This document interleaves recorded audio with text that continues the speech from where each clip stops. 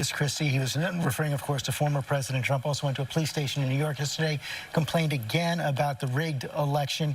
You gave a major speech at the Reagan Library this week where you said it was time to face the realities of the 2020 election, renounce the conspiracy theorists and the truth deniers. So you're on a collision course with former President Trump. No, I'm on a course to try to make sure that my party remains rather relevant in the political conversation in this country. Maybe it becomes. Aren't majority? You're seeing more and more Republicans are now saying they're buying in to the conspiracy theorists. In the end, I do think that it's moving in the other direction. I think it'll continue to move in the other direction. And what that speech was all about was to repeat what I said with you on election night. You know, at 2:30 a.m. on election night, when the president made the speech that he made, President Trump made the speech that he made, I said it was unfounded and that there was no evidence of anything like what he was talking about, and he needed to stop. And I've consistently said that since then, it's taken hold among Republicans. It's taken hold among some Republicans, George. But I think what you're seeing over the course of time as this continues to move past election night and the emotion of an election is that more and more people are saying that that's not true. And by the way, it's also incumbent upon all of us in the party who don't believe it's true to speak out. Because you're not going to convince everybody overnight. The same way we're having the conversation about vaccines, and you're not going to convince certain people of certain things. I can't tell you how many conversations I've had with friends of mine who are smart, good people who aren't vaccinated. So are you getting blowback? I mean, listen, a little bit, but much more praise than blowback for the speech. And so, but in the end, that's not why I gave the speech, to either get praise or worry about blowback. You say what you believe. That's what I try to do here every week when I'm on. And I said what I believed on Thursday night, and it's what I'm going to continue to believe. I just think for 4 years, we watch Republicans either be silent or be complicit in the building of the monster that is Trump. And even post-Trump, there are still Republicans who are bolstering him, supporting him. So I feel like too little, too late. The reality is real leadership is stepping up to the man at the time he was in the seat and saying that we won't budge. And there was none of that. And unfortunately, I don't know what the future of the Republican Party is. There's so many folks who are now swinging closely. We think about the 47 states that have legislation trying to keep people from voting based on the big lie that we know was not true. We think about January 6th and the insurrection that happened on the structure of democracy itself and democracy. And there are Republicans who don't want to have an investigation into that. So this Republican Party is way far gone, and unfortunately, too little, too late. George, hold on. I want to get another Republican perspective here from Sarah. They're seeing debate there. Chris believes the party's over time moving in his direction. Yvette disagrees. I think that perhaps we will finally see what we didn't get to see in 2016, where there were 17 candidates, nobody dropped out so that you could have the one-on-one versus Donald Trump. Perhaps it looks like Donald Trump is going to run again. We're certainly told that by all of his advisors and by all accounts from him. If it is Chris Christie versus Donald Trump in the Republican primary, Republicans will have a choice. And certainly Donald Trump is in some ways at his weakest that he's been since he left the White House, and in other ways, certainly what he has said and Trumpism has picked up within the party. It will be up to Governor Christie to make the case that there is somewhere else to go. But I do think if Trump runs, he may be alone in that lane, and that could be helpful. I'm sorry. Republican Party, they made their choice. Yes. And I appreciate the speech, Governor, but the reality is this.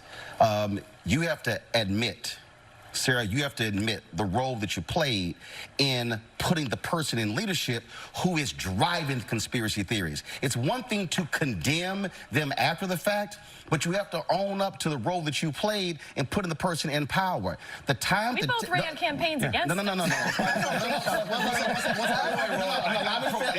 off, I don't have to admit, first off, I don't have to admit anything to you. Can I finish? First off, I don't have to admit to you. And second, I ran against Donald Trump in 2016. You also coached him for the debate, sir. You ran against, here's the deal, you ran against him. But when a person has principles, morals, and values, they do not support them even if you lose. And what they say is, I choose patriotism and the country over party and power. And the problem was too many Republicans chose power in riding with Donald Trump as opposed to patriotism in America. I'll sleep fine tonight with you judging my morals. Well, guess what? As a voter, as a voter who has 13 nieces and nephews, what I also want to see in America are Republicans Republicans and Democrats who have the guts to stand up to narcissists, to folks who lie, to folks who sit here and lead a country in the wrong direction. And what that man has unleashed on this country, any Republican who stood with him has to own it and accept the role that they played. Yeah, well, that's fine. I'll accept the role that I played in the 2016 election running against him, and I'll accept the role... Let him finish his point now. Let him finish his point. And I'll accept the role that I played in my belief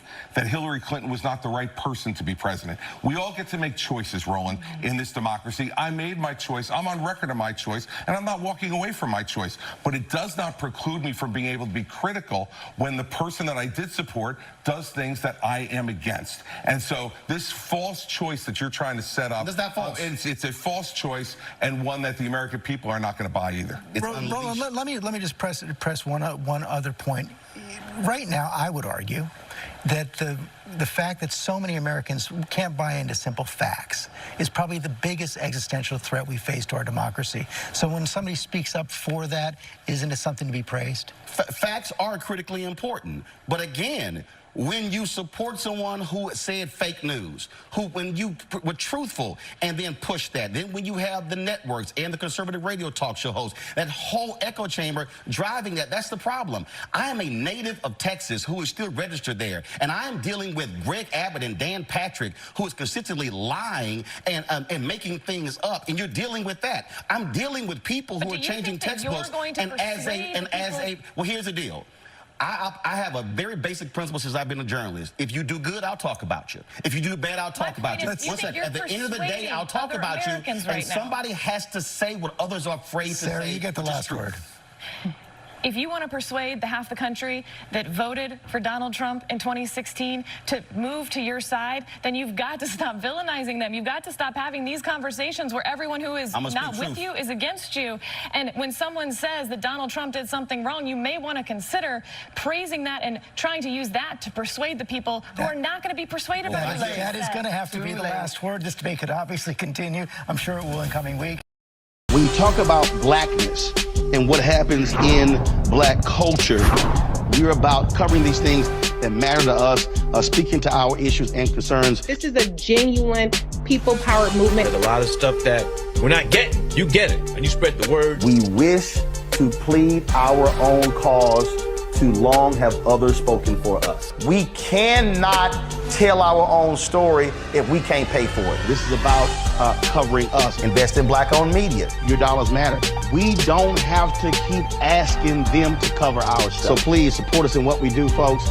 We want to hit 2,000 people, $50 this month, raise $100,000. We're behind 100,000, so we want to hit that. Your money makes this possible. Checks and money orders go to P.O. Box 57196, Washington, D.C. 20037-0196. The Cash App is $RM Unfiltered. PayPal is R Martin Unfiltered. Venmo is RM Unfiltered. Zelle is Roland@RolandSMartin.com.